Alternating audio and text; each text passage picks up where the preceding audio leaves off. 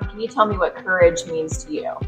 Well, I think it means being there when you're needed. Rising to the occasion. Courage means having to face your fears and being able to go through with them and figure out what you're going to accomplish. It's been neat kind of coming out here to see and meet a lot of different people, and different people know most of them older, and it's really kind of cool to see the challenges that they've been through. Courage means to me an inner knowing or belief that I can do something that might be challenging, it might be dangerous, it might be unknown, but that I also have the feeling that I am able to do it. I can do it. Courage means trying new things, being brave enough to speak to people that I meet at the grocery store, out in the community, or neighbors I don't know but would like to get acquainted. I'm thinking of things like I was in the Army at one time, and you need, when things are dangerous, you need to rise to the occasion to protect your companions, the other soldiers that are with you. But that would be one definition for courage. Courage is being able to do those kinds of things when you need to do them, whatever it might be. The thing with that is I try to be good. Courage means having the spirit and the will to look at a problem and solve it without being intimidated by it. I believe that whatever you do in life, it takes courage to do it, but it takes willpower too. When I was younger, I was a waitress, and as the time went on, I was a waitress for 11 years, and then as time went on, they had a manager's job came up, and I applied for it, and I got it. And so, but I was terrified. And then I just jumped in and took off and did the things, that I had to do. And I just kept on chugging. I enjoy meeting people. So if I see someone, and especially when I'm in the store, if I see somebody that looks sad, I always speak to them and hope that I can just lift their spirits for maybe a few minutes. Courage to me means accepting life the way it comes. Courage means to me being willing to tackle an issue that most people would tell you you should not deal with.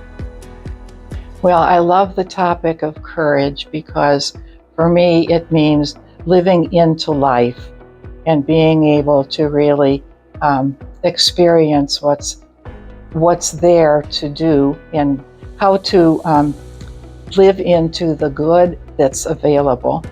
I think of courage as a combination of strength and faith. I think the event that impacted me the most was when I came to a situation where I needed emergency brain surgery. And this was in the evening that I went to the hospital. They realized it was an emergency. They were going to call a surgeon. And I was going to have brain surgery in the middle of the night. And I can remember sitting there waiting. They said to me, "We have a room in neuro ICU, but it's not ready. So if you'll just sit here with sister, we'll come and get you when it's ready." And so my head is, aching. There's a lot of pain involved. And I was kind of leaning forward and pressing on my temples and just thinking, wow, neurosurgery, it's surgery in the middle of the night. You're calling a surgeon, surgery tonight. And then I remembered 2 sisters in the previous year who had died during surgery. And I remember thinking, I could die tonight. And I was completely at peace. Completely at peace. And as you see, I didn't die. I was diagnosed with Hodgkin's cancer over 20 years ago. It was a very rare cancer in those days. There was only 5,000 cases in the country, and but with the help of my medical team and my family, I was able to deal with it and live happily ever after. For a number of years, I was a family counselor, and I had been a teacher earlier in my life. And I just felt like I needed to change from that. I'd done that a long time. And so I wound that down. It was a great deal of bravery, I think, to be willing to do that in my 60s. And I ended up in Juneau, Alaska, in a ministry there that I needed to create as I went along. And I learned then, and I had learned it earlier in my life, that it's sort of like when I'm feeling burdened doing what I'm doing, I need to make a change, because that burden will be lightened if I expand my life. The one thing that really stands out is when I lost my husband to COVID. We couldn't see him, we couldn't really talk to him. We talked to him with FaceTime, but it's not the same, and that takes a lot of courage to be able to do that, I think. I just had a stroke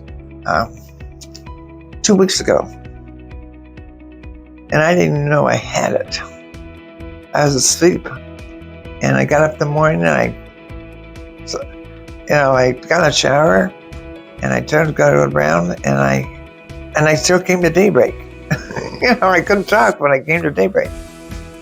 And I was in the hospital in a rehab center for stroke victims for a week. And I just got out, and this is my first week back. So here I am. And I'm starting to, there's some words I can't say, but we have fun with it. I get some people laughing when I try to say something doesn't sound right. I'm glad you get a sense of humor. Yeah. Well, thank you for having the courage to do this interview. Thank you. I appreciate doing it. I just really appreciate the opportunity to say hi, y'all. And even though I'm not from the South, but people are really great. Thank you. I try to be brave, and that's good.